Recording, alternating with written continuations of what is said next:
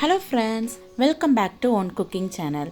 இன்றைக்கி நம்ம சேனலில் நாங்கள் எப்படி பொங்கல் செலிப்ரேட் பண்ணோம் அப்படிங்கிற வீடியோ தான் இன்றைக்கி ஃபுல்லாக கவர் பண்ணியிருக்கிறேன். ஹோப் உங்களுக்கு ரொம்ப இன்ட்ரெஸ்டிங்காக இருக்கும்னு நம்புகிறேன். வீடியோ ஸ்கிப் பண்ணாமல் கடைசி வரைக்கும் பாருங்கள்.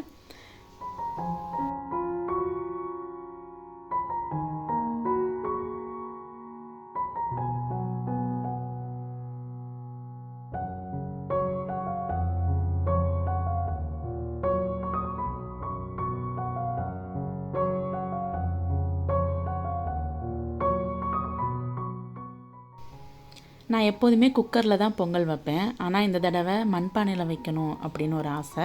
பாருங்கள், அழகாக க்யூட்டாக இருந்துச்சு. இதை தான் இங்கே நான் வாங்கினேன். ரொம்ப க்யூட்டாக சூப்பராக இருந்தது. அவங்களே நல்லா பெயிண்ட் பண்ணி நல்லா டெக்கரேட் பண்ணி வச்சுருந்தாங்க. நான் ஒரு நாள் ஃபுல்லாக தண்ணியில் ஊற போட்டு வச்சுருந்தேன். இன்றைக்கி காலையில் தான் நான் தண்ணியிலேருந்து வெளியே எடுத்தேன். இப்போ நம்ம பொங்கல் வைக்கிறதுக்கு முன்னாடி இதுக்கு பொட்டு வச்சிடலாம்.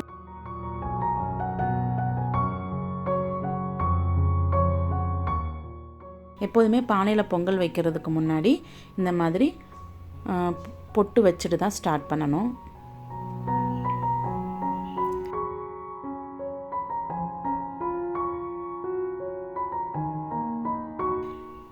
பாருங்கள், பானையில் அழகாக பொட்டு வச்சாச்சு. இப்போ நான் 1 டம்ளர் பச்சரிசி எடுத்துக்கிறேன்.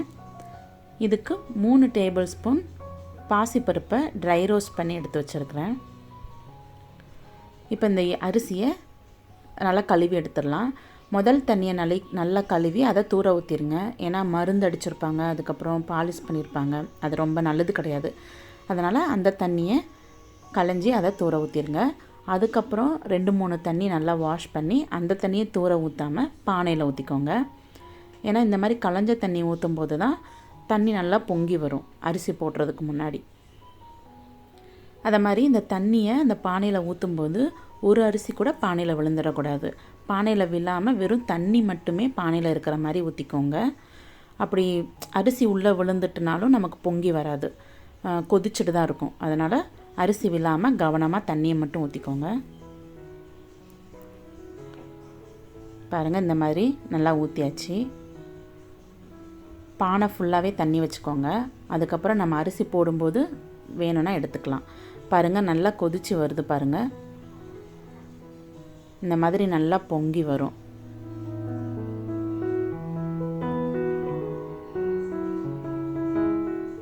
இந்த மாதிரி நல்லா பொங்கி வந்ததுக்கப்புறம் கொஞ்சமாக அரிசி எடுத்து பானையை 3 சுற்று சுற்றி பானைக்குள்ளே அந்த அரிசியை போட்டுருங்க. போட்டுட்டு கொஞ்சம் தண்ணியை ஒரு பவுலில் கோரிக்கலாம். ஏன்னா இதுலேயே நீங்கள் அரிசி போட்டிங்கன்னா தண்ணி எல்லாமே வெளியே கொட்டிடும். அதனால் ஒரு பாதி அளவுக்கு தண்ணியை மட்டும் வெளியே கோரிடுங்க. கோரிட்டு நம்ம வாஷ் பண்ணி வச்சுருக்கிற ரைஸையும் உள்ளே போட்டுக்கலாம்.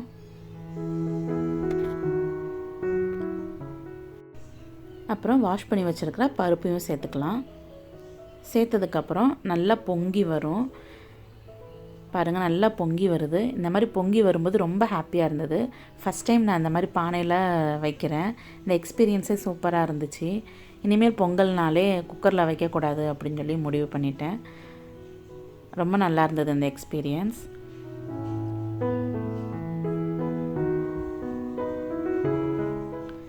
நல்லா நீளமான கரண்டியே வச்சுக்கோங்க, இல்லைன்னா நல்லா கொதித்து நம்ம கையிலலாம் தெறிக்கும்.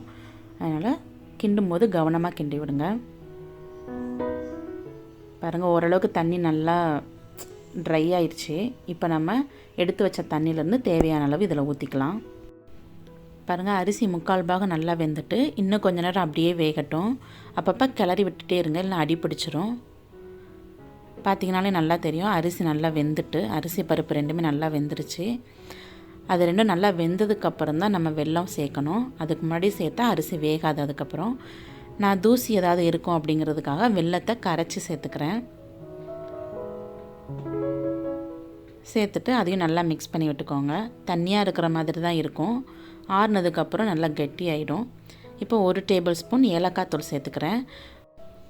உங்கள்கிட்ட பச்சை கற்பூரம் இருந்துச்சுன்னா அது ஒரு பிஞ்ச் அளவு மட்டும் சேர்த்துக்கோங்க. ரொம்ப சேர்த்துட்டிங்கன்னா அதுவும் நல்லா இருக்காது. இப்போது நெய்யில் வறுத்த முந்திரி பருப்பும் உலர்ந்த திராட்சையும் இதில் சேர்த்துக்கிறேன்.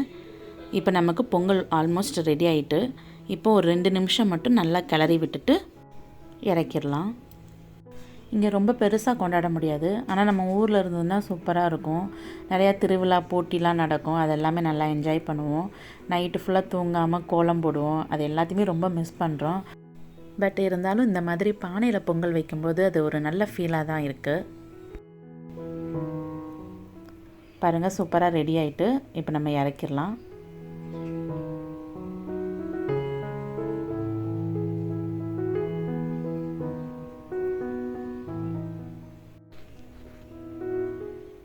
பொங்கல் செஞ்சதுமே அதை நாங்கள் சாமிக்கு படைச்சாச்சு. ஃபஸ்ட்டு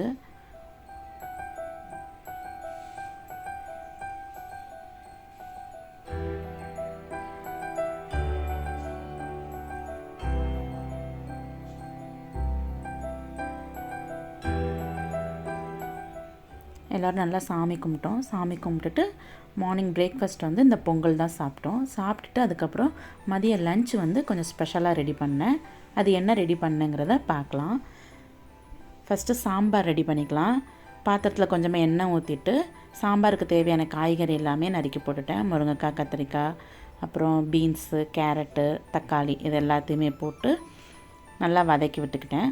உப்பு கொஞ்சமாக சேர்த்து நல்லா வதக்கி விட்டுக்கலாம்.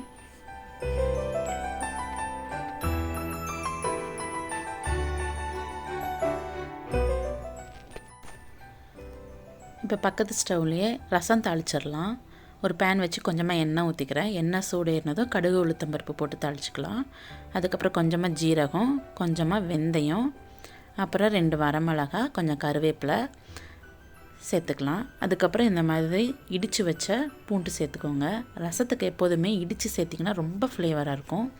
இப்போ கொஞ்சமாக பெருங்காயத்தூள் சேர்த்துக்கலாம். அது நல்லா பொரிஞ்சதுக்கப்புறம் அந்த நான் ரசம் கரைச்சி வச்சுருக்கிறேன், அதுலேயும் அதில் கொட்டிடலாம். கொட்டிட்டு நல்லா நுர கட்டி வந்ததுக்கப்புறம் ரசத்தை ஆஃப் பண்ணிடலாம். நிறைய பேர் ரசத்தை வந்து கொதிக்க விடுவாங்க, ஆனால் நான் எப்போதுமே கொதிக்க விட மாட்டேன். நுர கட்டி வந்தோடனே உப்பு போட்டுட்டு ஆஃப் பண்ணிடுவேன். மஞ்சள் தூள் கொஞ்சம் சேர்த்துக்கிட்டேன். இந்த பக்கம் சாம்பாருக்கு வந்து காய்கறி நல்லா வதங்கிட்டு அதில் கொஞ்சமாக சாம்பார் தூள், அதுக்கப்புறம் தனியாத்தூள் சேர்த்துக்கிட்டேன். சேர்த்துட்டு லைட்டாக மிக்ஸ் பண்ணி விட்டுக்கிட்டேன்.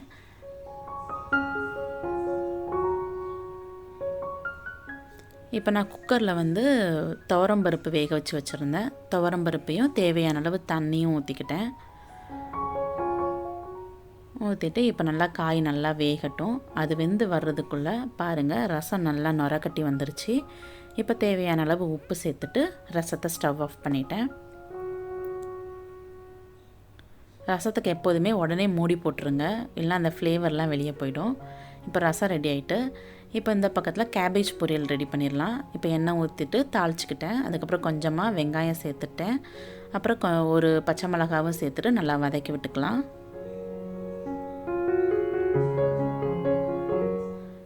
நல்லா வதங்கினதுக்கப்புறம் பொடி பொடியாக கட் பண்ணி வச்சுருக்கிற கேபேஜும் சேர்த்துக்கலாம். சேர்த்துட்டு இதுக்கு தேவையான அளவு உப்பு சேர்த்துக்கிறேன். சேர்த்துட்டு ஒரு 1/4 டம்ளர் மட்டும் தண்ணி ஊற்றிக்கலாம். ஊற்றிட்டு அதை லைட்டாக மிக்ஸ் பண்ணிவிட்டு மூடி போட்டு வேக விட்டுருங்க. அது நல்லா வேகட்டும். பாருங்கள், கேபேஜ் நல்லா வெந்துட்டு இப்போ நான் கொஞ்சம் தேங்காவை துருவி வச்சுருக்கிறேன், அதையும் சேர்த்து நல்லா மிக்ஸ் பண்ணிக்கலாம். நல்லா ட்ரை ஆகி வர்ற வரைக்கும் நல்லா வதக்கி விட்டுக்கோங்க. இப்போ நமக்கு கேபேஜ் பொரியல் ரெடி ஆகிட்டு இப்போ இதை ஓரமாக வச்சிடலாம். இப்போ சாம்பாரை தாளிச்சிடலாம். கொஞ்சமாக எண்ணெய் ஊற்றிட்டு கடுகு, உளுத்தம்பருப்பு, கொஞ்சமாக வெந்தயம், அப்புறம் வெங்காயம் இது எல்லாத்தையும் நல்லா பொன்னிறமாக ஃப்ரை பண்ணிவிட்டு அதை குழம்புல சேர்த்துக்கலாம்.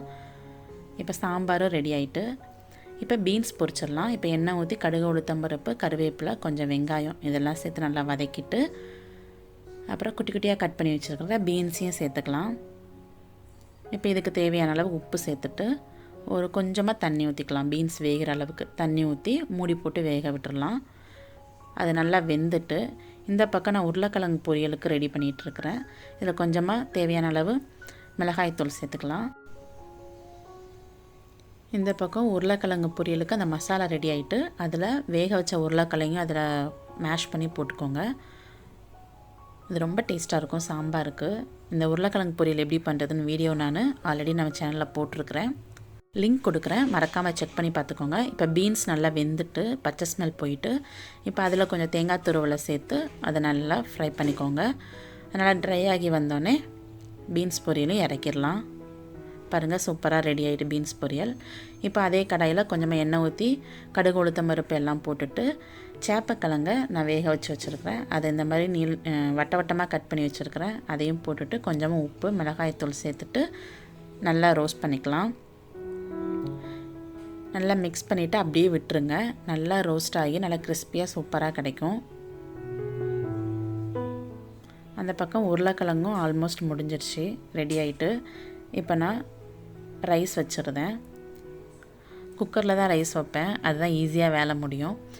இந்த பக்கம் வந்துட்டு சேப்பக்கிழங்கும் நமக்கு ரெடி ஆகிட்டு, அதையும் இறக்கிடலாம். இப்போ கடைசியாக அப்பளமும் பொரிச்சிடலாம். இப்போ நமக்கு ஸ்பெஷலான லன்ச் ரெடி ஆகிட்டு எல்லா வேலையுமே முடிஞ்சுது. ரைஸ் மட்டும் விசில் வந்தோடனே ஆஃப் பண்ணிடலாம். எல்லாமே சூப்பராக ரெடி ஆகிட்டு. இந்த மாதிரி இலை போட்டு சாப்பிட்ற சுகமே வேறு.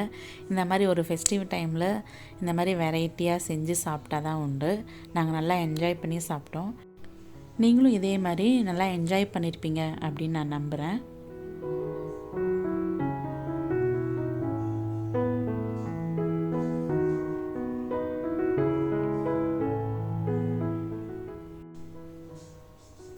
சிங்கப்பூரில் லிட்டில் இண்டியான்னு ஒரு ஏரியா இருக்குது. அந்த ஏரியாவில் தான் இந்த மாதிரி பொங்கல் டைமில் இந்த மாதிரி ஃபுல்லாக லைட்டிங்ஸ் போட்டு வச்சுருப்பாங்க. பொங்கல், தீபாவளி இந்த ஃபெஸ்டிவ் டைம்லலாம் இந்த மாதிரி லைட்டிங்ஸ்லாம் போட்டு சூப்பராக டெக்கரேட் பண்ணியிருப்பாங்க. இதெல்லாம் பார்க்கும்போது தான் எங்களுக்கு ஒரு ஃபெஸ்டிவ் மூடே வரும்.